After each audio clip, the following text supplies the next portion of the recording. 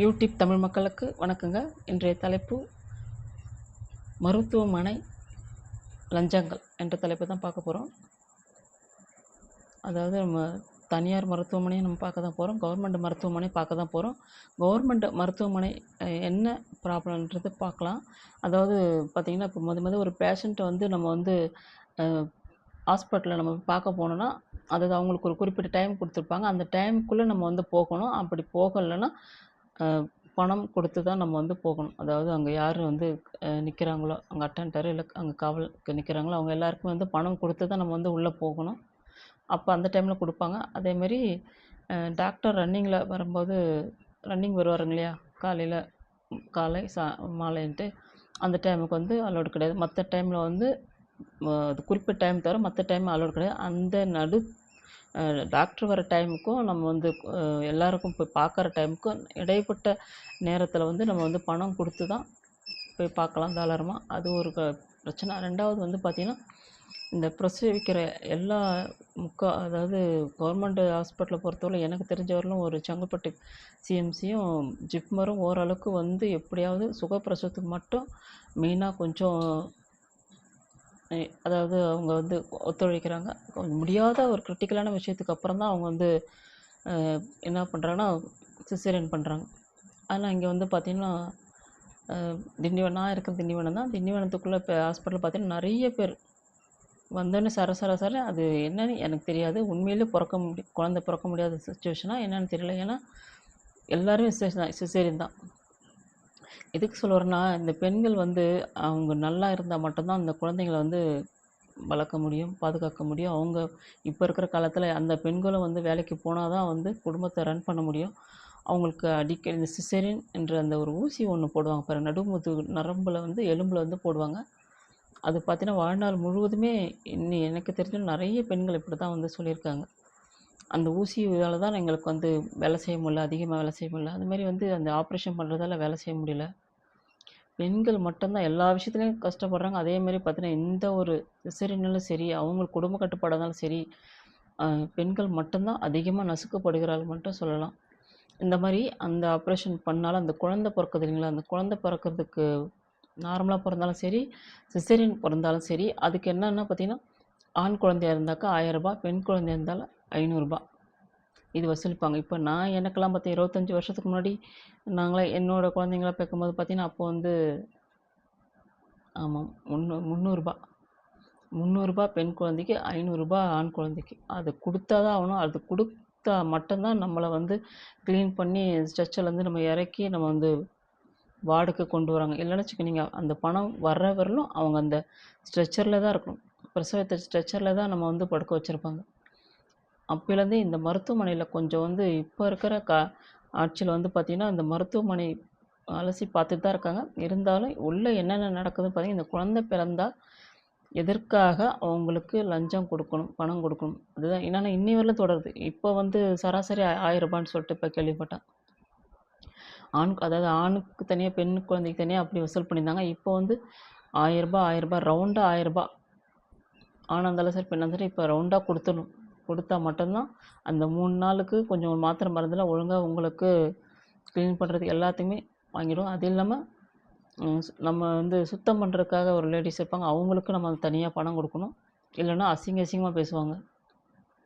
இந்த மாதிரி நிறைய ஒரு சுச்சுவேஷன் இந்த கவர்மெண்ட் ஹாஸ்பிட்டலில் நிறைய இருக்குது. தனியார் ஹாஸ்பிட்டலில் ஏன்னா அவங்க வந்து ஒரு பிரசவத்துக்கு 1,50,000 அப்படின்னு வாங்குறதால அவங்க ஓரளவுக்கு இந்த பிரச்சனை இருக்காது. அதாவது இந்த லஞ்சன்ற பிரச்சனை இருக்காது. ஆனால் சேர்த்து லஞ்சன்ற பேரில் அவங்க வந்து சேர்த்து வாங்கிடுவாங்க தனியாரில். ஆனால் இது வந்து இந்த கவர்மெண்ட் ஹாஸ்பிட்டலில் மட்டும் இந்த மாதிரி தொல்லைகள் தான். அது இல்லாமல் வந்து ஒரு எந்த ஒரு பேஷண்ட்டும் எதுனா வந்தாலும் ஒரு மாத்திரம் ஏன்னா இல்லைன்னா அதை போய் வாங்கிட்டு வர்றதுக்கு தனியாக எழுதி கொடுப்பாங்க. இல்லை அப்படி இல்லைன்னா அவங்கக்கிட்ட சப்போஸ் இருந்தாலும் அது வந்து அந்த மாத்திரை மருந்து எல்லாமே பார்த்திங்கன்னா சும்மா ஒரு வேளைக்கு 2 வேளைக்கு தான் கொடுப்பாங்க. ஆனால் இப்போ எனக்கு தெரிஞ்ச இப்போ சில இந்த ஆட்சி வர்றதுக்கு முன்னாடி பார்த்தா மாத்திரை அள்ளி தான் நல்லா தராங்க. ஆனால் அதுக்கு முன்னாடி அப்படி கொடுக்கவே மாட்டாங்க. சரி 2 வேளை இருந்தாலும் பரவாயில்ல மாத்திரை, ஆனால் இருந்தாலும் திரும்ப திரும்ப நம்ம வந்து ஹாஸ்பிட்டலுக்கு போகணும். எனக்கு தெரிஞ்சு ஒரு 3 வேளை மாத்திரை குடுத்தாலே போதும். இல்ல 2 நாளைக்கு மாத்திரை குடுத்தாலே போதும். எந்த ஒரு பிரச்சனையா இருந்தாலும் 2 நாள் கண்டிப்பா தீரும். 3 நாள் நம்ம போடணும் அவசியம் இல்ல. அதுமாரி வந்து இந்த மாத்திரை குடுக்கறதுலயும் சரி, ஒரு நோயாளிய வந்து செக் பண்ணுறதுலயும் வந்து பார்த்தீங்கன்னா, இந்த டாக்டருங்க பண்ற அந்த கூத்து இருக்கு பாத்தியா, தனியார் ஹாஸ்பிட்டலுக்கும், கவர்மெண்ட் ஹாஸ்பிட்டலுக்கும் ஏன் இந்த ஒரு வித்தியாசம் கேட்டீங்கன்னா, கவர்மெண்ட் ஹாஸ்பிட்டல் தொட்டு இன்ச்சா இங்க தொட்டு, அங்க தொட்டு இது பண்ற மாரி அதாவது உங்களுக்கு இந்த ப்ராப்ளம், உங்களுக்கு அந்த ப்ராப்ளம்ன்ட்டு அடுக்கிக்கிட்டே போவான். ஆனா கவர்மெண்ட் டாக்டர் வந்து பார்த்தீங்கன்னா, சும்மா ஆள கூட தொட்டே பார்க்க மாட்டாங்க. ரொம்ப கிரிட்டிக்கலா முடியாம இருந்தா மட்டும் தான் டிகிரி வச்சு பார்ப்பாங்க. மத்தபடி எதுவுமே வந்து ஸ்டெதஸ்கோப் வச்சு பார்ப்பாங்க. மத்தபடி எதுவுமே கிடையாது. ஆனா எனக்கு தெரிஞ்சும் தெரியும். இப்போ ஜுரம்னாலே இப்போ நான் பார்க்குற அ மெடிக்கல் வந்து பார்த்தீங்கன்னா, மருத்துவம் அதான் இப்போ தற்காலிகமா ஒரு 2, 3 வருஷமா வந்து நான் வந்து காய்கறி மெடிசன் தான். அதெல்லாம் வெறும் ஃபோன் கால்லே தான். இந்த பிரச்சனை அப்படி சொன்னாலே அவர் சொல்ற காய்கறிகள் வந்து நாங்க வந்து மருந்து எடுத்துப்போம். அதுவே அக்யூரேட்டா சரியாயிடும்.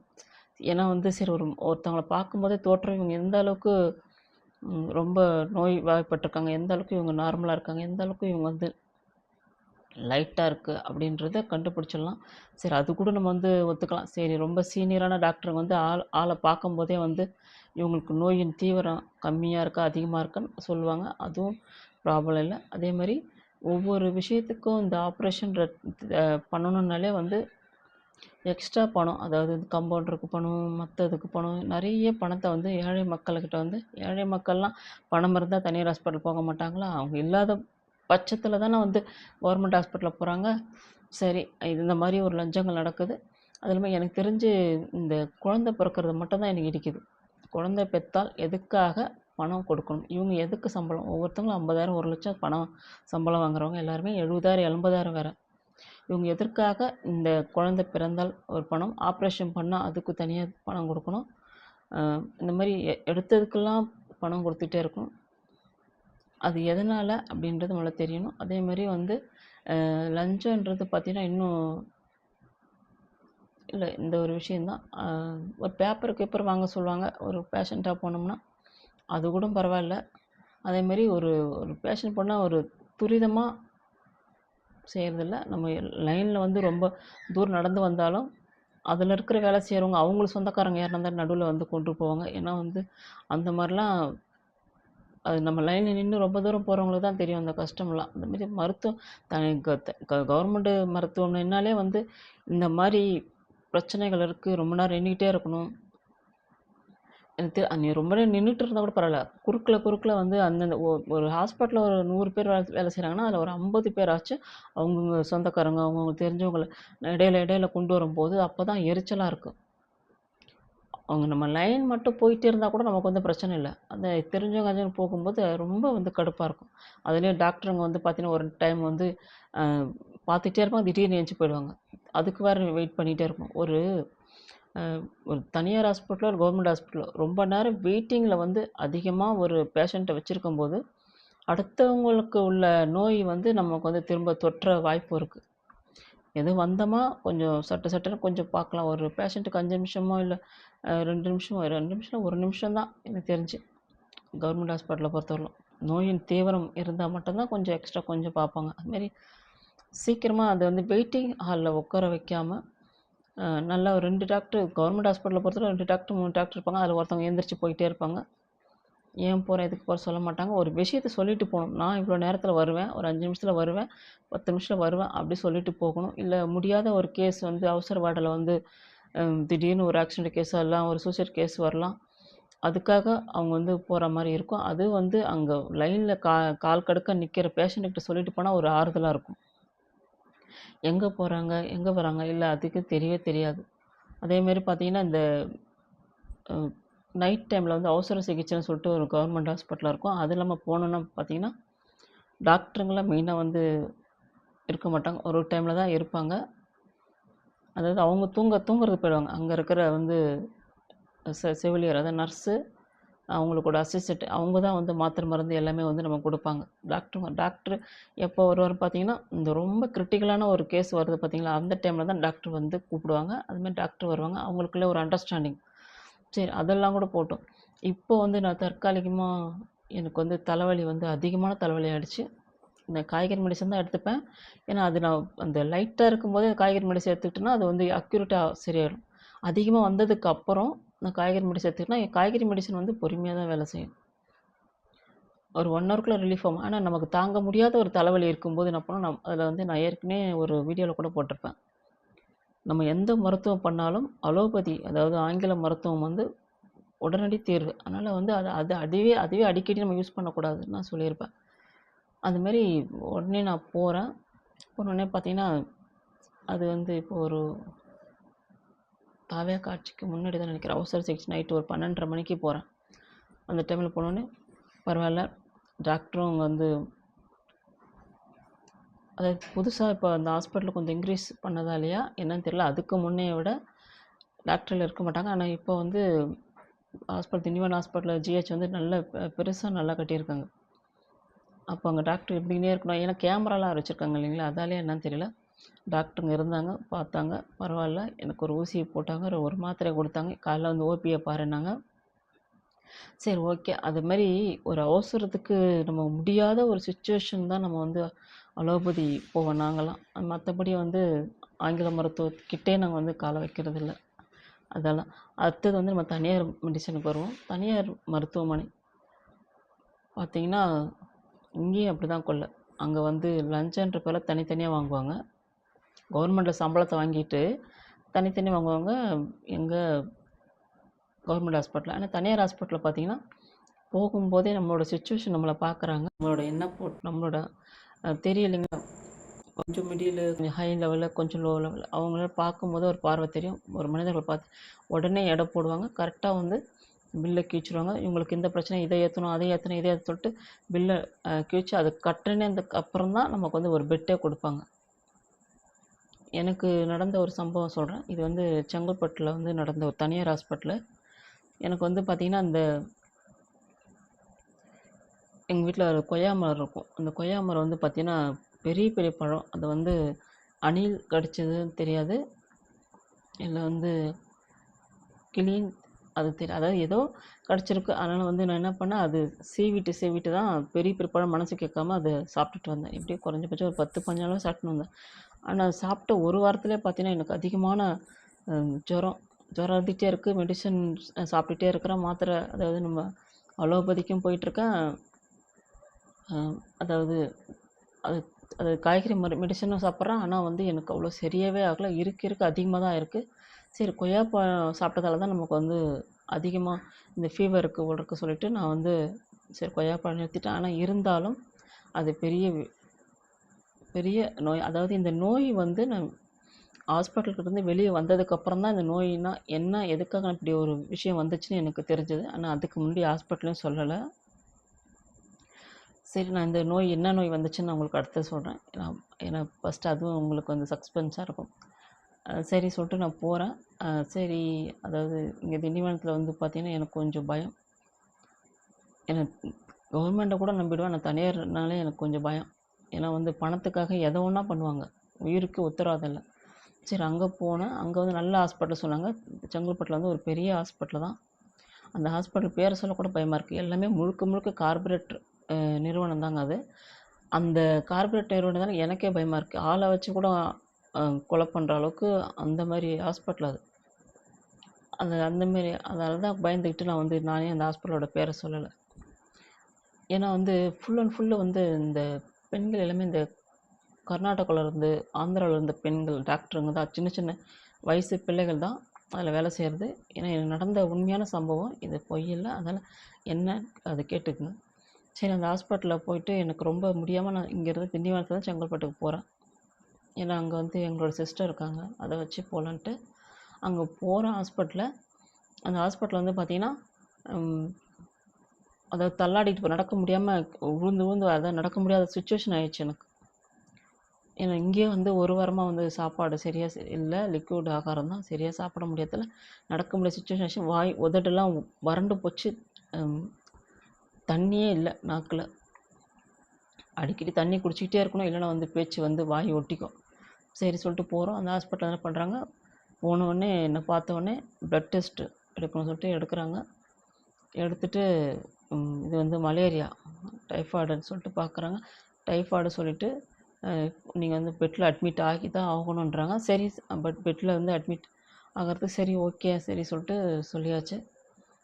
திரும்ப கொஞ்ச நேரத்துக்குள்ளே திரும்பியும் வந்து ஒரு சிரிஞ்சு ஃபுல்லாக ரத்தத்தை உறிஞ்சு எடுத்துகிட்டு போனாங்க. அதாவது மலேரியாவும் டைஃபாய்டும் இருக்குது, இன்னொன்று என்னமோ.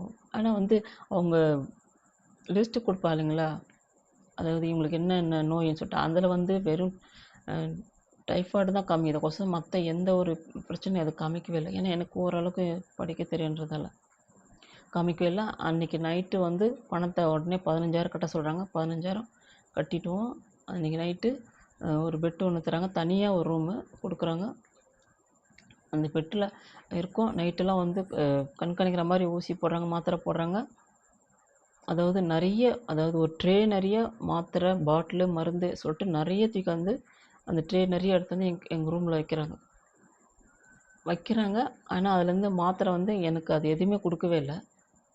நைட்டு ஃபுல்லாக கண்காணிச்சிட்டு பார்த்துட்டு தான் இருக்கேன் நான். நைட்டு ஃபுல்லாக தூக்கம் இல்லை. ஏன்னா வந்து எனக்கு ரொம்ப ஃபீவர் இல்லை. சரி குளுக்கோஸுன்னு சொல்லிட்டு ஏதோ என்னமோ ஏற்றுனாங்க. அதை பார்க்குறேன், எனக்கு கொஞ்சம் கூட எனர்ஜியே இல்லை. அது என்ன ஏற்றுறானே தெரியல. மேலும் மேலும் நோயை வந்து அதிகப்படுத்துகிறதா என்னன்னே தெரியல. ஏதோ மருந்து ஏற்றிக்கிட்டே இருக்காங்க. அதாவது நீடில் வழியாக ஏற்றிக்கிட்டே இருக்காங்க. சரி அதுவும் வந்து நான் வந்து பார்க்கல. அதுக்கப்புறமா வந்து பார்த்திங்கன்னா எனக்கு ஏதோ ஒரு ஊசி வந்து திடீர்னு வந்து போட்டாங்க. அந்த ஊசியை வந்து பார்த்திங்கன்னா உடம்பு ஃபுல்லாக எரிச்சல், அதிகமான உஷ்ணமாக ஆகிடுச்சு. உடம்பு ஃபுல்லாக உஷ்ணமாக ஆகிடுச்சு பயங்கரமாக. உஷ்ணம் வந்து பார்த்திங்கன்னா அவங்களே வந்து நான் எப்போ கண்ணை மூடின டைமில் வந்து ஒரு ஃபேன் வந்து நல்ல ஃபோர்ஸாக ஒரு ஃபேன் வந்து table fan, standing table fan அதை வச்சு, ஏன்னா அந்த அந்த காற்று பட்டால் தான் அந்த அளவுக்கு வந்து உடம்பு கொதிப்பு வச்சு, பயங்கரமான கொதிப்பு, நெருப்பு மாதிரி என்னோடய உடம்பு ஆகிடுச்சு. அதுக்கு அந்த ஃபேன் அவங்களே வச்சுருக்காங்க. எனக்கு கண்ணை அசந்த செகண்டில் அந்த ஃபேனுக்கும் எனக்கும் எதுவாக இருந்துச்சு. எதுக்காக அப்படி வச்சுருக்கான்னு அதுவும் எனக்கு தெரியல. சரி வெளியேறதுக்குள்ளே திரும்ப ஆனால் இதில் என்ன எனக்கு டவுட்டுன்னு பார்த்தீங்கன்னா, அவங்க ஒரு ட்ரே நிறைய எனக்கு பாட்டிலு அந்த கணக்கு எழுதி ஒரு சீட்டை கொடுத்துட்டு, அந்த ட்ரே நிறைய மாத்திரைகள், இந்த அதாவது பாட்டில் மருந்துகள் இன்னும் நிறைய இருக்குது, அது ஃபுல்லாக வந்து வச்சுருந்தாங்க. அதுக்கப்புறம் ஒவ்வொரு 2 பேரும் நடுவில் வந்து கண்காணிக்கிறாங்க நைட்டு ஃபுல்லாக அந்த ரூம்குள்ளே. அவங்களே வருவாங்க, அவங்களே போவாங்க. அதில் பார்த்தீங்கன்னா ஒருத்தவங்க வராங்க, ஒரு மருந்து தூக்கிட்டு போகிறாங்க. இன்னொருத்தவங்க வராங்க, அதாவது டாக்டர் கூட ஒரு அசிஸ்டண்ட் வருது. டாக்டர் வயசு பொண்ணுங்க தான், மருந்து தூக்கிட்டு போகிறாங்க. திரும்ப வராங்க, பார்த்தா நான் பார்த்துட்டே இருக்கிறேன். அந்த மருந்து ஒன்று வேறு ஒரு மாத்திரை வச்சாங்க, இன்னொன்று காணுமே சொல்லிட்டு பார்த்தா அது எல்லாம் லிஸ்ட்டு கணக்குக்காக தான். அவங்க மாற்றி மாற்றி எடுத்துக்கிட்டே போகிறாங்க. சரி இவ்வளோ எடுத்துகிட்டு போனால் போதும், நமக்கு கொடுக்காம தான் நல்லதான் சொல்லிட்டு நானும் கம்முன்னு இருந்தேன். காலையில் விடிஞ்சிருச்சு. விடிஞ்சோடனே பார்த்தீங்கன்னா ஒரு பாட்டிலில் ஒரு மருந்து ஒன்று எடுத்துகிட்டு வந்தாங்க. இந்த பாட்டிலில் வந்து நீங்கள் 1 மூடி 2 மூடி சாப்பிட்டோன்னே குடிக்கணுன்னாங்க. சரி இன்னும் சாப்பாடு இல்லை, எங்கள் சிஸ்டர் வந்து வெளில போயிருக்காங்க, சாப்பாடு எடுத்துகிட்டு வரதுக்கு, நான் வந்து சாப்பிட்டுக்கிறேன்ட்டேன். நான் அதுக்கு முன்னாடி என்ன பண்ணேன், இந்த நைட்டெல்லாம் நிறைய ட்ராமாங்கள் நடந்துச்சு பார்த்தீங்களா, இந்த மாத்திரைங்களை வைக்கிறது, எடுத்துகிட்டு போகிறது, மெடிசன் வைக்கிறது, எடுத்துகிட்டு போகிறது, அது என்னன்னே எனக்கே தெரியல. அது இல்லாமல் எனக்கு கொஞ்சம் கூட இம்ப்ரூவ்மெண்ட்டே ஒன்றுமே தெரியல. நான் வரும்போது நடக்க முடியாட்டாலும் நடந்து வந்தேன். போகும்போது ஸ்ட்ரெச்சர் வச்சு தள்ளின்னு போகிற அளவுக்கு ஆயிடுச்சு. எனக்கு சந்தேகமாக இருந்துச்சு. அதாவது எங்கள் சிஸ்டரோட, அதான் எங்கள் அக்கா பொண்ணுக்கிட்ட, அவங்கக்கிட்ட ஃபோன் பண்ணி சொல்கிறேன், இந்த ஹாஸ்பிட்டல் எனக்கு வேண்டாம், தயவுசெய்து டிஸ்சார்ஜ் பண்ணிட்டு நான் கவர்மெண்ட் ஹாஸ்பிட்டலில் போய் சேர்ந்துக்கிறேன், எனக்கு வேண்டாம், ஏதோ பயமாக இருக்குது. அதாவது இன்னும் இருக்க இது பணம் பிடுங்குற ஹாஸ்பிட்டல் மாதிரி தெரியுது. இன்னும் இருக்க ஏதோ என்னை பண்ணிவிடுவாங்க, எனக்கு ரொம்ப பயமாக இருக்குது, அதனால் என்னை வந்து டிஸ்சார்ஜ் பண்ணிவிடு அப்படி சொல்லிட்டு நான் சொல்கிறேன். இல்லை இல்லை தேவையே இல்லை, எனக்கு இந்த ஹாஸ்பிட்டல் தயவு செஞ்சு வேணாம் அப்படி சொல்லிட்டு நான் இடம் முடிச்சு அமக்கல் பண்ணேன். அவங்க ஃபோனில் வந்து இந்த ஹாஸ்பிட்டலில் வேலை செய்கிறவங்க ஹாஸ்பிட்டலில் தொடர்பு கொண்டு சொல்கிறாங்க, நாங்கள் டிஸ்சார்ஜ் பண்ணிக்கிறோம் அப்படி சொல்லிட்டு. அந்த எங்கள் ஃபோன்லேயே அவங்க சொல்கிறாங்க, எங்கள் அக்கா சிஸ்டரோட இது டாக்டரு ஃபோனில் சொன்ன அடுத்த செகண்டு பார்த்தீங்கன்னா, நான் அந்த 2 பாட்டில் 2 மூடி குடிக்க சொன்னாங்க பாருங்கள், அந்த 2 பாட்டில் அந்த 2 மூடி குடிக்க சொன்னது நான் வந்து சாப்பிட்டதுக்கப்புறம் தான் குடிக்க சொல்லிட்டு போனவங்க ஒரு டாக்டர், யங் டாக்டர். திரும்ப அந்த ஃபோன் வந்த அடுத்த செகண்ட் இங்கே வந்துட்டு அந்த நான் அங்கே வச்சுருந்த பாட்டில் வந்து பேக் சைடில் எடுத்துகிட்டு வேறு ஒரு பாட்டில் அங்கே வச்சுட்டு, அது வேறு ஏதோ ஒரு கிரிட்டிக்கலான மருந்து, நான் டிஸ்சார்ஜ் ஆகிறேன்னு சொல்லிட்டு ஏதோ ஒரு பாட்டிலை வச்சுட்டு, இது வந்து நீங்கள் 2 மூடி குடிக்கணும். நான் சாப்பிட்டோன்னு தான் குடிக்க சொன்னாங்க. நான் எல்லாமே பார்த்துட்டு தான் இருக்கேன். அது எந்த பாட்டில் ஏதோ வேறு வேறு மாதிரி மாற்றுறாங்கன்ட்டு. ஏன்னா வேறு என்னமோ அந்த ஃபஸ்ட்டு வந்த அந்த டாக்டர் பொண்ணு கூட இன்னொரு பொண்ணு அசிஸ்டன்ட் வந்துச்சு. அது காமிக்கும்போது அதில் வேறு ஒரு பேர் இருந்துச்சு. எனக்கு கொஞ்சம் அதுவே நினைவில்ல. இவங்க காமிச்சது அவ்வளோ சீக்கிரம் எடுத்துகிட்டு இவங்க ஒரு மாதிரி பாட்டில் காமிக்கிறாங்க. இதை நீ குடிக்கணும், சாப்பாடு இன்னும் வரல, நான் சாப்பிட்டா தானே நீங்கள் குடிக்க சொன்னீங்கன்னு. அதெல்லாம் கிடையாது, நீ குடிச்சு தான் ஆகணும், இப்பயே குடி, இல்லைன்னா நீ உனக்கு உயிருக்கு ஆபத்து அப்படின்னு. எங்கள் சிஸ்டரும் கூட இல்லை. என்ன அப்படி சொல்கிறீங்க, நான் சாப்பிட்டு தானே குடிக்க சொன்னீங்க. அதெல்லாம் கிடையாது, என்னை மிரட்டுறாங்க. அதெல்லாம் கிடையாது, நீ குடிச்சு தான் ஆகணும், இப்பயே நீ குடி, அதுவும் 2 மூடி குடி. ஆனால் சொல்ல மறந்துட்டேன். அவங்க முதல்ல அந்த சிஸ்டர் கூட அந்த டாக்டர் கூட இன்னொரு சிஸ்டர் இருந்தாங்களே, அவங்க பார்த்தீங்கன்னா 1 மூடி தான் குடிக்க சொன்னாங்க, 2 மூடி இல்லை. இந்த 2வது நான் டிஸ்சார்ஜ் ஆக போகிறேன்ற தெரிஞ்சோன்னே இன்னொரு லேடி பார்த்தீங்கன்னா 2 மூடி குடிச்சு தான் ஆகணும், 1 மூடியில் 2 மூடி தான் குடிக்கணும், அதுவும் நீ சாப்பிடாட்டாலும் பரவாயில்ல, டைம் ஆகிடுச்சு, நீ குடிச்சு தான் ஆகணும். இது 7 மணிக்குள்ளேயே.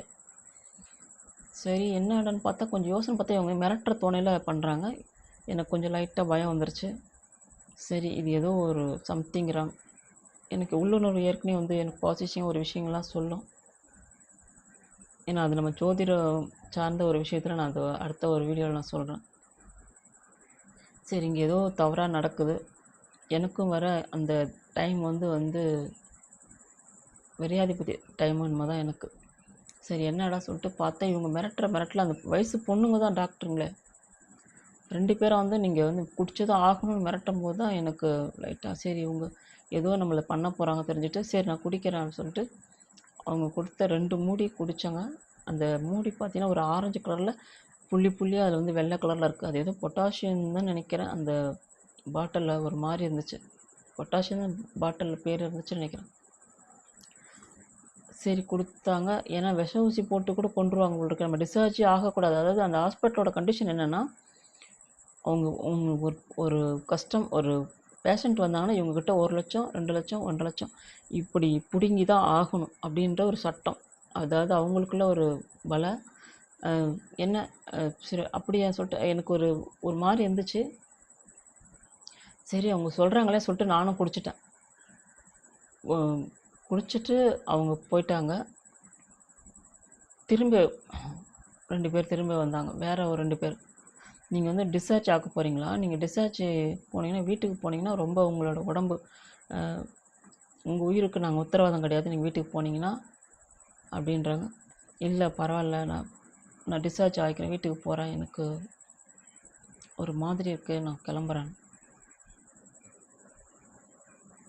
நல்லா யோசிச்சுக்கோங்க. ஏன்னா நீங்கள் வீட்டுக்கு நிறைய பேர் போனவங்களாம் ஏதோ ஒன்று ஆகிடும், அப்புறம் நாங்கள் பொறுப்பு இல்லை, எங்கிட்ட கையெழுத்து போட்டு கொடுத்துட்டு தான் போகணுன்னாங்க. சரி கையெழுத்து போட்டு நாங்கள் தரேன் நானும் அதுவும் சொல்லிட்டேன். சரி அப்புறம் போயிட்டாங்க. அவங்க போன அடுத்த செகண்டு பார்த்தீங்கன்னா, சிவனேன்னு இந்த எனக்கு பேதி, அதாவது பேதி எந்த கலர்னால் அந்த குடித்தேன் பாருங்கள், அந்த கலர்லேயே என்னோடய ஃபுல்லாக உடம்புல இருக்க பாடியே சதையே கரைக்கிற மாதிரி அந்த மாதிரி தொடர்ச்சியாக நான் போயிட்டே இருக்கேன். ஒரு 5 நிமிஷத்துக்கு ஒரு வாட்டி 10 நிமிஷத்துக்கு ஒரு வாட்டி போயிட்டே இருக்கிறேன் பாத்ரூமுக்கு, அதாவது மோஷன் போயிட்டே இருக்கேன். நான் ஒரு வாரமாகவே சாப்பாடு இல்லாமல், அதாவது உணவு இல்லாமல் நான் இருந்தேன். லிக்விட் ஆகாரம் இவ்வளோ போகணும் அவசியமே இல்லை. சரி எனக்கு யோசனை வந்துச்சு, அதுவும் கலர் கலராக பயங்கரமான ஒரு கலரு. எனக்கு யோசனை என்ன வந்துச்சுன்னு பார்த்தீங்கன்னா, இவங்க வேணும்னே பண்ணது டிஸ்சார்ஜ், இவங்க திடீர்னு இவங்க ஆகிறாங்களேன்றதுக்காக வேணும்னே எனக்கு இந்த தேவையில்லாத ஒரு கொடுத்துருக்காங்க. ஆனால் நைட்டே ஒரு விஷயம் நடந்திருக்கு. நைட்டே என்ன விஷயம் நடந்துச்சு பார்த்தீங்கன்னா, அதாவது ஒரு மணி நேரம் அவங்க ஐடி கம்பெனியில் வேலை செய்கிறாங்க. அதாவது சிஸ்டரோட டாக்டர் ஐடி கம்பெனியில் வேலை செய்கிறாங்க. அவங்க என்னை நைட்டு பார்க்கணுன்றதுக்காக நைட்டு அவங்க லேப்டாப்போடு எங்கள் ஹாஸ்பிட்டலுக்கு அவங்க வந்தாங்க. என் ரூமில் ஒரு 1 ஹவர் என் கூட பேசிக்கிட்டே ஒர்க் பண்ணியிருந்தாங்க. அந்த டைமில் பார்த்தீங்கன்னா 2 டாக்டருங்க உள்ளே வந்தாங்க. கேமராலாம் இருக்க முடியுது, எங்கே பார்த்தாலும் யார் எந்தெந்த பேஷண்ட்டுக்கு யார் வரா யார் போகிறா எல்லாமே கண்காணித்து இருக்குது. இவங்க பார்க்குறத அன்றைக்கி காலையில் அவங்க ஒர்க் பண்ணிட்டு போயிட்டா, அன்றைக்கி காலையில் என்னை கேட்குறாங்க, உங்கள் வந்தாங்களா, அவங்க ஐடி கம்பெனி வேலை செய்கிறாங்களா அப்படின்னு. ஏன்னா ஏன் அதுக்கு கேட்குறாங்கன்னா, நீங்கள் என்ன வேலை செய்கிறீங்க, உங்கள் பிள்ளைங்க என்ன வேலை செய்கிறீங்க அப்படின்னு என்கிட்டயும் வர கேட்குறாங்க. ஓஹோ! இவங்க பணம் பிடுங்குறது இதுதான் போல இருக்கே சொல்லிட்டு நான் அப்பயே எனக்கு மைண்டில் ஃபிக்ஸ் ஆகிடுச்சு. வந்தவுடனே 15,000 கட்டிட்டோம்.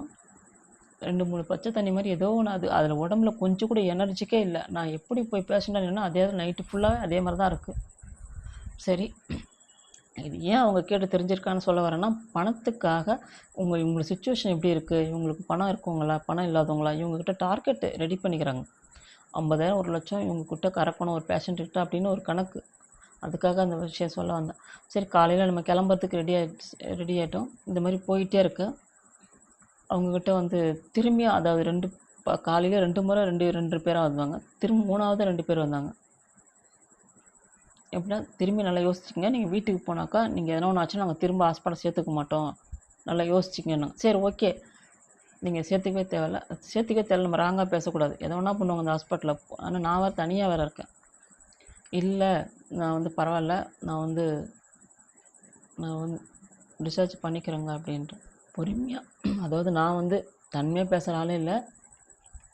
இப்போ சிஸ்டரும் எனக்கு அதாவது உணவு எடுத்துகிட்டு வந்து போயிட்டாங்க. நாம் தனியாக மாட்டிக்கிட்டோம்ன்றதுக்காக, அதுவும் தனி ரூமு, தனியாக இருக்கிறேன். சரி, ஓகே. அப்புறம் கொஞ்ச நேரத்தில் உடனே எங்கள் சிஸ்டர் வந்துட்டாங்க. வந்துட்டு டிஸ்சார்ஜ் பண்ணிக்கலாம் சொல்லிட்டு எல்லாத்தையும் எடுத்து பேக் பண்ணிட்டோம். அங்கேயே ஹாஸ்பிட்டல் தான் இருக்காங்க. நீங்கள் வந்து இப்போ கேட்குறோம் எப்போ நாங்கள் கிளம்பட்டுமான்னு. அதெல்லாம் இல்லை, டாக்டர் வந்து கையெழுத்து போடணும். அவர் வந்து சாயங்காலம் 5 மணிக்கு தான் வருவார். எப்படி இருக்கும் பாருங்கள், ஒரு தனியார் ஹாஸ்பிட்டலில் அங்கே இருக்க எல்லாமே இருக்கிறாங்க. எங்களுக்கு காலையில் 7 மணிக்கு டிஸ்சார்ஜ் சொல்லிட்டு எங்கள் சிஸ்டரோட டாக்டர் சொல்லிட்டாங்க. நான் வந்து மோஷன் போய்கிட்டே இருக்கிறேன். அவங்க கொடுத்த அந்த மூடி மாத்திரையால் அந்த மூடி இதுவால். ஆனால் இன்னொன்று, இந்த 2 பேர் வந்து வராங்க பார்த்தீங்கன்னா, 3 முறை 2 பேராக வந்திருந்தாங்க. எல்லாமே வந்து பண்ணால் இந்த யங்கான வயசு பிள்ளைகள் தான் அந்த டாக்டருங்களாம். ஆனால் அதுங்களாம் வாழ்க்கையில் கொடூரமான அனுபவிப்பாங்க. ஏன்னா வந்து இவ்வளோ சின்ன வயசில் வந்து நம்ம தமிழ்நாட்டு டாக்டர் பெண்கள் மாதிரி இல்லை, எல்லாமே கர்நாடகா ஆளுங்க, ஆந்திரா பெண்கள் மட்டும்தான். அவ்வளோ ஈவிரக்கம் இல்லாமல் இருக்குங்க. இந்த வந்தங்க பாருங்கள், எனக்கு கொடுத்த அந்த மெடிசன் பாட்டிலு, அந்த பாட்டில் இல்லைங்க, வேறு ஒரு பாட்டில் எடுத்தாந்து அதுக்குள்ளே எப்படி வராங்க இல்லைங்களா. இப்போது என்கிட்ட பேசிகிட்டே இருக்காங்க, பேக் சைடில் தான் இருக்குது இது மருந்து, அந்த மாத்திரைகள் எல்லாமே. அந்த ட்ரே ஃபுல்லாக வச்சது ஃபுல்லாகவே பார்த்தீங்கன்னா கடைசியில் 2, 3 ஒரு 15 பாக்கெட்டு இருக்குன்னு வச்சுக்கோங்க. ஒரு 5, 6 தான் இருந்துச்சு. அந்த பாட்டிலை அப்படியே மாற்றிட்டாங்க. எனக்கு கொடுத்த மருந்து அந்த பாட்டில் இல்லைங்க, வேறு ஒரு பாட்டில் இருக்குது. நானும் வந்து அதை வந்து கவனிக்கலை. சரி, ஆனால் இருந்தாலும் பார்த்தேன், இது நம்மக்கிட்ட ஒரு பொட்டாசியம் போகணுமோ போட்டிருந்துச்சு, இது வேறு மாதிரி இருக்கேன்னு சொல்லிட்டு எனக்கும் வந்து யோசனை இருக்குது. சரி, இருந்தாலும் நமக்கு வந்து எனக்கு கண்ணெல்லாம் வந்து இருட்டிக்கிட்டு வருது, பார்வையே வந்து மங்குது, சுத்தமாக நடக்கவே முடியல, உழுதுற மாதிரி இருக்குது. உடனே வந்து அங்கே வேலை செய்கிற ஒரு லேடி வந்து எங்கள் சிஸ்டரோட தெருவில் தான் இருக்காங்க. அதாவது இந்த கூட்டி பெருக்கிறவங்களாம், அவங்க வந்து பாத்ரூம் கழுவு வந்தாங்க பாருங்கள். அவங்க வந்து கழுவுனாங்க காலையில் ஒரு 7:30 மணிக்கெல்லாம். அப்போ வந்து அவங்க வந்து நல்லா இருக்கியாமன்னு எங்கள் சிஸ்டரை பார்த்து கேட்க, அப்புறம் பேசும்போது இது மாதிரி என் தங்கச்சி டிஸ்சார்ஜ் ஆகிறன்றா பிடிக்கல. நான் சொன்னேன், இல்லை, இந்த ஹாஸ்பிட்டலில் ஏதோ ஒன்று நடக்கிற மாதிரி இருக்குது, எனக்கு ஒரு பயமாக இருக்குது, அதுதான் நான் கிளம்புறேன் அப்படின்னு. ஆமாம்மா, நீங்கள் வந்து கிளம்புறத பெட்ரு, இந்த ஹாஸ்பிட்டல் கொஞ்சம் ஒரு மோசமாக தான் இருக்கும், பணம் மட்டும்தான் குறிக்கோள், மற்ற யாரை பற்றியெல்லாம் கவலை இல்லை, நீங்கள் முடிஞ்சோளவு நீங்கள் எவ்வளோ சீக்கிரம் ஹாஸ்பிட்டலுக்கு போகிறத பாருங்கன்னாங்க. இன்னும் எங்களுக்கு கல்லு தூக்கிடுச்சு. சரி சொல்லிட்டு வெயிட் பண்ணுறோம். எனக்கு மோஷன் போயிட்டே இருக்குது, இருட்டிகிட்டே இருக்குது, வேறு ஹாஸ்பிட்டலுக்கும் போகிறதுக்கு வழி இல்லை. இவங்க டாக்டர் வந்து கையெழுத்து போட்டால் தான் நீங்கள் போகணும்னு சொல்லிட்டு நான் மட்டும், அதாவது மோஷன் போயிட்டே இருக்கேன். அதை உணவே இல்லை, அதை கஞ்சி தான் ரோண்டு குடிப்பேன், அந்த உணவே இல்லை, அது மட்டும் நம்ம வந்து குடிச்சிக்கிட்டே இருக்கோம். கடைசியில் வந்து சரி பார்த்தீங்கன்னா சுத்தமாக, அதாவது கொஞ்சம் காலையிலேயாச்சும் லைட்டாக பிடிச்சி நடந்தேன். சாயங்காலம் 4:30 மணிக்கெலாம் என்னால் நடக்க முடியாமல் ஆச்சு. அதாவது இவங்க என்னை டேமேஜ் பண்ணுறாங்களாம். இது இன்னொரு விஷயம் மறந்துட்டேன். நைட்டு வந்து பார்த்திங்கன்னா எனக்கு வந்து அதை ஹாஸ்பிட்டலில் போய் சேரும் போதே பார்த்திங்கன்னா எனக்கு எல்லா ஆர்கன்ஸும் வந்து என்னை வந்து செக் பண்ணுறாங்க. எல்லாத்துக்கும் பணம் பிடுங்குறாங்க, எல்லாமே பில் போட்டு. அதாவது கிட்னி தனியாக, ஹார்ட்டு தனியாக, நுரையீரல் தனியாக, எல்லாமே பார்க்குறாங்க. எல்லாமே பார்த்துட்டு எல்லாமே நார்மலாக நல்லா இருக்குன்ட்டு அதை வந்து நான் வந்து மயக்க நிலையில இருக்கேன். எனக்கு ஏதோ ஒரு ஊசி போட்டு நைட் டைமில். ஆனால் எனக்கு நினைவு எல்லாமே இருக்குது. அப்போ வந்து 2 லேடி, அதாவது டாக்டரு, யங் லேடி டாக்டர் தான். அதுங்க வந்து பேசிக்கிறாங்க. எப்படின்னா, இவங்களுக்கு எல்லா ஆர்கன்ஸுமே நல்லா சரியாக இருக்குது அப்படின்னு சொல்லிட்டு. அப்போ என்னங்க அர்த்தம், என்னை ஃபுல் அண்ட் ஃபுல்லு டேமேஜ், என்னோடய ஆர்கன்ஸ் ஃபுல்லாகவே டேமேஜ் பண்ணுற அளவுக்கு தான் அந்த மருந்து, பொட்டாசியன்ற மருந்து ஃபுல்லாகவே பார்த்தீங்கன்னா, அன்றைக்கி நான் காலையில் 7:30 மணிக்கு ஆரம்பிச்சது, சாயங்காலம் 4:30 மணி வரலும் நான் போயிட்டே தான் இருக்கேன். அதுவும் எப்படி பார்த்தீங்கன்னா, என்னோடய தசைகள், சதைகள் கரையிற மாதிரியே இருக்குது. நல்லாவே தெளிவாக தெரியுது. உணவு கிடையாது, தசைகள் ஃபுல்லாகவே கரைஞ்சி ஒரு மாவு கணக்கில் போய்கிட்டே இருக்குது. அதுதான் எனக்கு ஒன்றுமே புரியல. ஒன்றுமே ஆகாரமே இல்லாத நான், என்னோடய ஆர்கன்ஸ் ஃபுல்லாகவே இங்கே அடைக்குது, அங்கே அடைக்குது, இங்கே அடைக்குது, என்னென்ன பண்ணுது. கண்ணெல்லாம் வந்து நிலச்சிருச்சு எனக்கு. சரி, டைம் எப்படியாவது பொறுத்துருப்பு சொல்லிட்டு வெளியே ஹாஸ்பிட்டல் விட்டு வெளியே போனால் போதும் அப்படி சொல்லிட்டு என்ன பண்ண, மணி சரி ஒரு 4:45 ஆகிடுச்சு. அப்புறம் எங்கள் அக்கா வேறு அதில் நடுவில் நிறைய நடந்துகிட்டே இருக்காங்க. சரி சொல்லிட்டு பார்த்தா அப்புறமா எப்படியே கையெழுத்து போட்டு கொடுத்து பில்லு கொடுத்துட்டாங்க. எப்படின்னா, இந்த மாத்திரை இவ்வளோ மாத்திரை எனக்கு கொடுக்கவே இல்லை. நைட்டு ஃபுல்லாக மாத்திரையே கொடுக்கவே இல்லை. இவ்வளோ மாத்திரை, இவ்வளோ டானிக்கு, இவ்வளோ மெடிசன் சொல்லிட்டு அது ஒரு 4000 4000 சில்லறையோ தான் போட்டாங்க. இதெல்லாம் நீங்கள் கட்டிடுங்க அப்படின்னு. அந்த அப்புறம் இன்னும் அந்த ஒரு நாள் ஃபுல்லாக இருந்த கணக்கு, ஒரு நைட்டு ஒரு பகல் இவங்களே தங்க வச்சதுக்கு அதுக்கு பில்லு, அதுக்கு போட்டு மொத்தம் ஒரு 10,000க்குள்ளே அப்புறம் போட்டு கட்டினா தான் வெளியே விடணும். சரி, அதுவும் கட்டிட்டோம். ஓஞ்சா வெளியில் வந்தால் போதும்னு நினச்சிக்கிட்டு பணத்தை கட்டிட்டு நாங்கள் வந்து வெளியே. அப்புறமா பார்த்தா என்னால் நடக்க முடியாது, எனக்கு ஏன்னா தள்ளிட்டு போகிற வண்டியை கொடுங்கன்னு. அப்புறமா ஸ்ட்ரெச்சர் ஒன்று, அதுவும் நாங்களே கேட்டோம், அவங்களாம் எதுவும் கொடுக்கல. அதுவும் மாடி பார்த்திங்கன்னா ஒரு 4வது மாடி, 4th ஃப்ளோரில் எனக்கு. அதுவும் சர்வலான ஒரு பாதை அது. சரி சொல்லிட்டு அதுக்கப்புறமா ஸ்ட்ரெச்சரை வச்சு தான் தள்ளி எடுத்து வந்து வாசலில் விட்டாங்க வச்சுங்களா. அதுக்கப்புறம் ஒரு ஆட்டோவை பிடிச்சி, சாமி வீட்டுக்கு வந்தால் போதும், இறந்தாலும் சரி, இந்த ஹாஸ்பிட்டலில் நம்ம கொடூரமாக இறக்கிறத விட நம்ம வெளியே வந்துடலாம் சொல்லிட்டு அப்புறம் வீட்டுக்கு வந்து சேர்ந்தவொடனே நான் பேதி ஆகிட்டே தான் இருக்குது எனக்கு. அது பேதின்னு சொல்ல முடியாது, அவங்க கொடுத்த அந்த பொட்டாசியன்ற, ஆனால் பொட்டாசியம் தான் போட்டுருச்சு. அந்த அதாவது ஆரஞ்சு கலரில் புள்ளி புள்ளியாக இருந்துச்சுங்க. அந்த அந்த குழப்பமான டானிக்கெல்லாம் கிடையாது. வந்துட்டு நான் எங்கள் சிஸ்டர்கிட்ட சொல்கிறேன். ஏன்னா எங்கள் சிஸ்டர்கிட்ட நான் ஏன் ஆரம்பத்தில் அங்கே சொல்லலை, இதுமாரி மூடி என்னை குடிக்க வச்சாங்க, ஒரு மருந்து குடிக்க வச்சாங்க, ஏன் சொல்லலைன்னு கேட்டிங்கன்னா, இவங்க எதனால் கேட்க போயிட்டு எங்கள் அக்காவும் என்னையும் ஒன்றா லாக் பண்ணிட்டாங்கன்னா ரொம்ப ஆகிடும். ஏன்னா வந்து நான் பிள்ளைகள் எல்லாமே வேலைக்கு போகிறோன்றதால அவங்கள யாரையும் கூட கூட்டிகிட்டு போகல.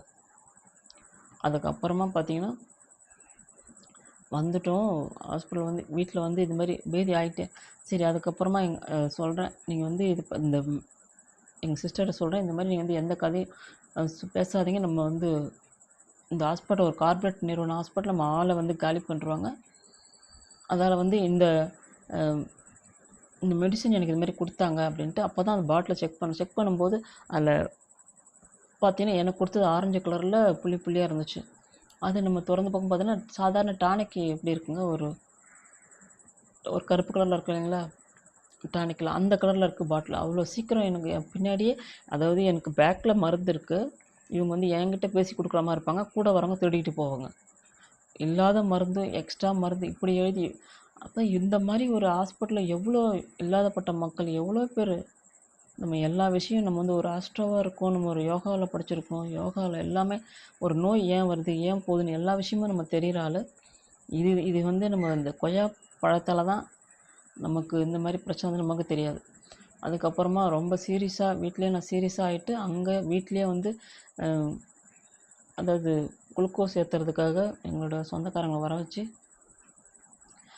ஏற்றினாங்க வச்சுக்கலாம். ஒரு 2 பாட்டிலுக்கு ஏற்றினதுக்கப்புறமா கொஞ்சம் லைட்டாக எனர்ஜி வந்துச்சு, லைட்டாக சும்மா மறுநாள். அதுக்குள்ளே வந்து இன்னும் அதுக்குள்ளே நிறைய நடந்துச்சு. அப்புறம் ஹோமியோபதி மருந்து எனக்கு தெரிஞ்ச என்னோடய ஆஸ்ட்ரோக்கிட்ட, என்னோடய குருக்கிட்ட ஃபோனை போட்டு, நான் இறந்துரும் தான் நினச்சிட்டேன். ஏன்னா அவங்க பண்ண கூத்துக்கு என்னென்னமோ கண்டதெல்லாம் ஏற்றுறாங்க. இறந்துரும் சொல்லிட்டு ஆஸ்ட்ரோக்கு ஃபோன் பண்ணிவிட்டு, அதுக்கப்புறம் அவர் வந்து ஹோமியோபதி மருந்து ஒன்று சொன்னார், அது வந்து கொடுத்தாங்க. தொடர்ச்சியாக சாப்பிட்டுட்டே இருக்கணும், இவங்க இந்த கிரிட்டிக்கலாக இருக்காங்க சொல்லிட்டு அதை வந்து நான் குடிச்சிட்டே இருந்தேன். அதுக்கப்புறமா ஒரு வெறும் பழ ஜூஸ் மட்டும்தான், ஒரு 3-4 டேஸ்க்கு அதுக்கு 3-4 டேஸ்க்கு அடுத்ததான் ஒரு 1/4 இட்லி, 1/2 இட்லி இப்படி அப்புறம் சாப்பிட ஆரம்பித்து ஓரளவுக்கு அதாவது பிடிச்சி தான் நடந்துட்டு போயிட்டு இருப்பேன். அதாவது ஓரளவுக்கு நான் சுமாராக போன என்ன அந்த ஹாஸ்பிட்டலில் ரொம்ப டேமேஜ் பண்ணி வெளியில் அனுப்பி விட்டாங்க. இதுதாங்க கொடுமை. அதுக்கப்புறமா நம்ம வந்து திரும்ப வந்து நான் ஊருக்கே வந்துட்டு திண்டிவனமே வந்துட்டேன். ஒரு 10 டேஸ் கழிச்சு வந்துட்டு அதுக்கப்புறம் நான் காய்கறி மெடிசனுக்கு சார்கிட்ட ஃபோன் பண்ணேன். சார் இந்த மாதிரி சிச்சுவேஷன் ஹாஸ்பிட்டலில் நான் சேர்ந்துட்டேன், நீங்கள் ஏம்மா போனீங்க அப்படின்ட்டு அவர் கேட்டார். சார் ரொம்ப முடியாமல் போயிடுச்சு எனக்கு அப்படின்னு. அதுக்கப்புறம் அவர் வந்து என்ன பண்ணார், நீங்கள் ஒன்றுமே வேணாம், வெறும் கொத்தரங்காய் லெமன் மட்டும் நீங்கள் குடிங்க, வேறு எதுவுமே வேணாம், காலைல குடிங்கன்னாரு. அதை மட்டும்தான் நான் குடிச்சிட்டு வந்தேன் பாருங்கள். ஒரு வாரத்தில் பிடிச்சி நடந்துட்டு போனேன் நான். அந்த ஒரு வாரத்தில் வந்து ஓரளவுக்கு நடக்கிற அளவுக்கு ஸ்ட்ரென்த்து வந்துச்சு. உயிர் வந்ததே வந்து பார்த்திங்கன்னா அந்த காய்கறி மருத்துவம் தான். அதுக்கப்புறம் தான் நான் வந்து எனக்கு இந்த மாதிரி சுச்சுவேஷனில் எனக்கு ஏன் இந்த மாதிரி ஒரு பிரச்சனை வந்துச்சு, முகமெல்லாம் பார்த்தீங்கன்னா எனக்கு வந்து அவங்க கொடுத்த மருந்தாலேயா இல்லை எனக்கு இருக்கிற அந்த வைரஸாலேயா என்னன்னு தெரியல. அதாவது நான் சாப்பிட்ட அந்த கொய்யாப்பழம் வந்து பார்த்திங்கன்னா வௌவால் கடித்த கொய்யாப்பழம். ஏன்னா மரத்தில் வந்தது. நான் அன்றைக்கி நைட்டு பாத்ரூம் போகும்போது தான் பார்க்குறேன், மரத்தில் நிறைய வௌவாலுங்க வந்து பறக்கிறத பார்த்தேன். அப்போ தான் இது வௌவால் கடித்த பழம்னு எனக்கே தெரியும். அந்த வௌவாலுக்கு ஏன் அந்த வைரஸ் அப்படின்னு பார்த்தீங்கன்னா, அதாவது அது மலமும் சாப்பிட்றதும் வாயால், மலமும் வாயால் தான் வரும்னு எனக்கு அப்போ இதுவரை நம்ம இவ்வளோ நாள் தள்ளி வந்திருக்கோம் படிச்சுட்டு, ஆனால் இது எனக்கு தெரியவே தெரியாது. அதனால தான் அது வைரஸாக வந்து உற்பத்தி ஆகிறது அப்படின்னு சொல்லிட்டு சொல்லும்போது தான் எனக்கு பயம் வந்துச்சு. அப்புறம் அவங்க சொன்ன சிம்டம்ஸ் எல்லாமே எனக்கு இருந்துச்சு. நிபா வைரஸோட சிம்டம்ஸ் அந்த ஹாஸ்பிட்டலில் அது கூட சொல்ல முடியாத 2-3 வாட்டி நம்ம ரத்தத்தை உறிஞ்சிட்டு சொல்லவே இல்லை. டைஃபாய்டு, மலேரியா அப்படி இப்படி சொல்லிட்டு கடைசியில் நிபா வைரஸ் தாங்க என்னை தாக்கியிருக்கு. ஆனால் நான் அங்கேயே இருந்தேன்னா அவங்க கண்ட மருந்தெல்லாம் ஏற்றிட்டு கண்டிப்பாக என்னை வந்து ஆளை வந்து காலி பண்ணிப்பேன். ஏன் சொல்ல வரேன்னா, இந்த தனியார் ஹாஸ்பிட்டலில் வந்து நிறைய பேர் வந்து போங்க, ஆனால் பட்டுன்னு வந்து ரொம்ப நாள் அவங்க சொல்கிற 1 வாரம் 10 நாள்லாம் தயவு செஞ்சு இருக்கவே இருக்காதீங்க. ஏன்னா அவங்க பணத்துக்காக வந்து எதையுமே செய்வாங்க. அதை நாள் கடத்துவாங்க. எனக்கு உள்ளுணர்வு மட்டும் சொல்லுச்சு. அதனால தான் உடனே டிஸ்சார்ஜ் பண்ண சொல்லிட்டு நான் அடம் பிடிச்சி எங்கள் சிஸ்டரோட டாக்டர்கிட்ட சொல்கிறேன், இந்த ஹாஸ்பிட்டல் வேணாம், நீ தான் சேர்த்து விட்டா என்ன தயவு செஞ்சு ஹாஸ்பிட்டல் வேணாம், இல்லை வேறு ஹாஸ்பிட்டலாச்சும் என்னை கூட்டிகிட்டு போ அப்படின்னு சொல்கிறேன். ஆனால் வேறு ஹாஸ்பிட்டல் சொன்னால் கூட எனக்கு எதுவுமே இஷ்டம் இல்லை. ஏன்னா அவங்க ஏற்றுற அந்த மருந்துக்களோட பேர்கள் எதுவுமே வந்து எனக்கு உடம்புல ஒரு குளுக்கோஸ் ஏற்றுனா ஒரு எனர்ஜி இருக்கும். அந்த எதுவுமே இல்லைன்னா அப்போ வந்து ஏதோ ஒரு பிரச்சனை இருக்குன்றது மட்டும் எனக்கு புரிஞ்சுது. அதெல்லாம் நம்ம வந்து வெளியில் வந்துட்டோம். அதுக்கப்புறம் காய்கறி மெடிசனால் வெளியே வந்துட்டு இன்றைக்கி நம்ம கூட நான் வந்து பேசிகிட்டு இருக்கேன். ஏன்னா வந்து அந்த நிபா வைரஸ்ஸு அதாவது அதுக்காக தான் எந்த ஒரு பழங்களும் வந்து ஒரு கடிப்பட்ட பழமோ இது இருந்துச்சு கடைகளில் வாங்குற கூட சரி, பெருச்சாளி கடிச்சிருக்கலாம், இல்லை வந்து ஏதாவது கடிச்சிருக்கலாம். கடிப்பட்ட பழங்களை வந்து நம்ம சாப்பிடவே கூடாதுன்றது தான் அப்போ தான் எனக்கு தெரியும். ஆனால் எப்படியோ ஆனால் எனக்கு தெரிஞ்ச இந்த காய்கறி மெடிசன் தான் என்னை உயிரை காப்பாற்றி இந்த அளவுக்கு நான் வந்தது. மண்டையெல்லாம் பார்த்தீங்கன்னா முடியே இல்லாமல் வழுக்கையாக போச்சு மண்டைலாம். சுத்தமாக அந்த வைரஸ் வந்து ஃபுல்லாக போயிடுச்சு. அது இல்லாமல் அவங்க கொடுத்த டிஸ்சார்ஜ் ஆவறனே அப்படி சொல்லிட்டு அவங்க எக்ஸ்ட்ரா ஒரு மருந்து ஒன்று கொடுத்தாங்க பாருங்கள். இப்படி தான் திரும்ப இந்த ஹாஸ்பிட்டலுக்கு வந்து சேரணுன்றதா இல்லை போகணும் அப்படியே சாகணும் அப்படின்றதா நான் தெரியல. அதேமாரி இன்னொரு விஷயம் மறந்துட்டு பாருங்கள். ஏன்னா ஒரு ஸ்லோவில் சொல்லும்போது எனக்கு கோவம்தான் வருது. அந்த ஸ்ட்ரெச்சரில் எனக்கு தள்ளிட்டு வராங்க பாருங்கள், ஹாஸ்பிட்டல் உள்ளே வந்து தள்ளிட்டு வராங்க. தள்ளிக்கிட்டு வரும்போது ஒரு 4-5 அதாவது ஜென்ட்ஸ் டாக்டரு, 4 லேடிஸ் டாக்டர் எல்லாமே யாருன்னா யங்கு தான். புதுசாக அதை கற்றுக்கிட்டு வரவங்க தான் நினைக்கிறேன் அவங்க எல்லாம். ஆனால் எல்லாருமே தமிழ்நாட்டு ஆளுங்க மாதிரியே தெரியல அந்த ஹாஸ்பிட்டலை பொறுத்தவரையிலும்.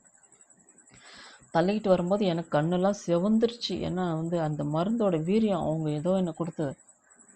அப்போ அவர் சொல்கிறாரு, அந்த பையன் ஒருத்தன், அதான் டாக்டர் பையன் ஒருத்தன் சொல்கிறான், ஓ இதுதான் இதுதான் டிஸ்சார்ஜ் பண்ணணும்னு சொல்லுதா அப்படின்ட்டு.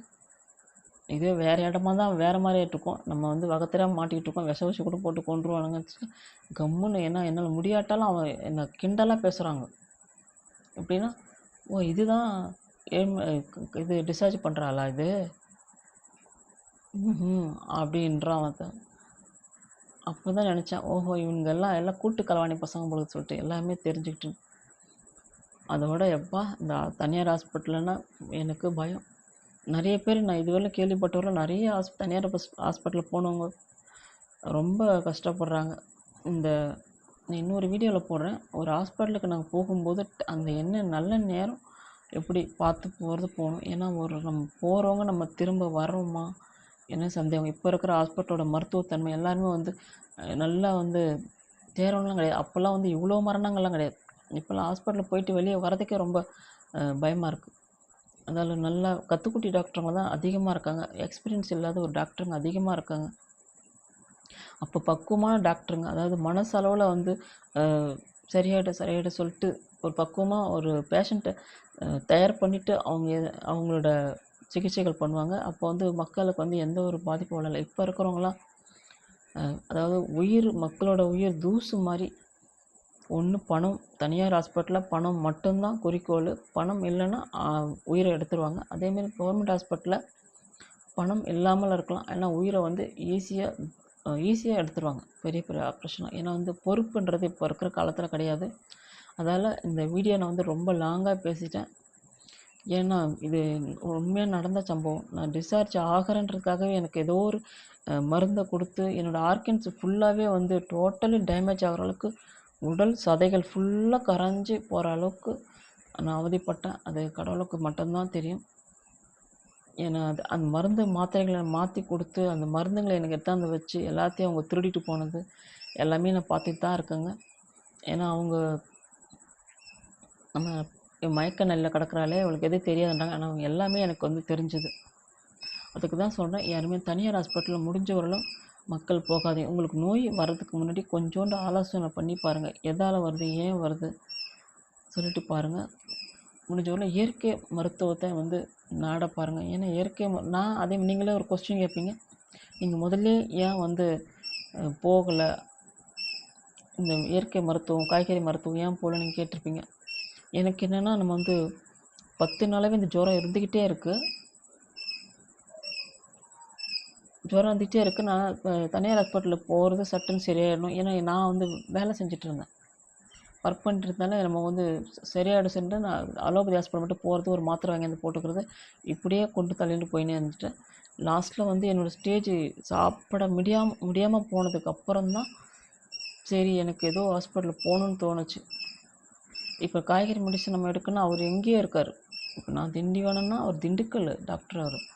நம்ம வந்து அவர் சொன்னாலும் நமக்கு ஸ்லோ மோஷன்லாம் நம்ம உடம்பை ஏற்றுக்கிற அளவுக்கு இல்லை. இப்போ நம்ம கிரிட்டிக்கலாக இருக்குது நம்மளோட உடல் அப்படின்றது எனக்கு புரிஞ்சுக்கிட்டு ஹாஸ்பிட்டல் சேரணும்னு பார்த்தா, ஆனால் அங்கே அதுக்கு மேலே பிரச்சனை நடக்குது அப்படின்னு தெரிஞ்சதுக்கப்புறம் தான் எனக்கு பயம் வந்துருச்சு.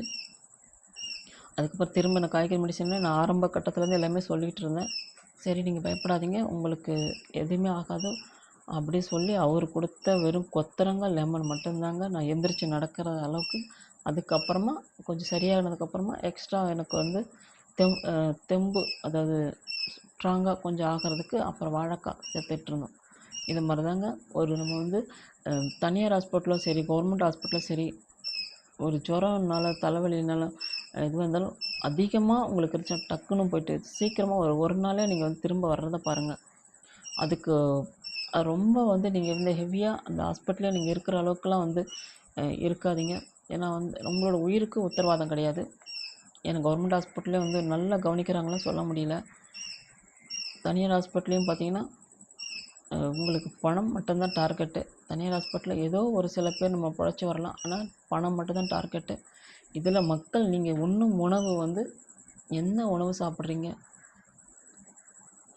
நம்ம சாப்பிட்ற அந்த எண்ணெய் எந்த ஆயிலில் நீங்கள் சாப்பிட்றீங்க, இது எல்லாமே நீங்கள் வந்து பார்த்து நீங்கள் சாப்பிட்டாலே போதும். ஹாஸ்பிட்டலில் நீங்கள் போகணும் அவசியமே இல்லை.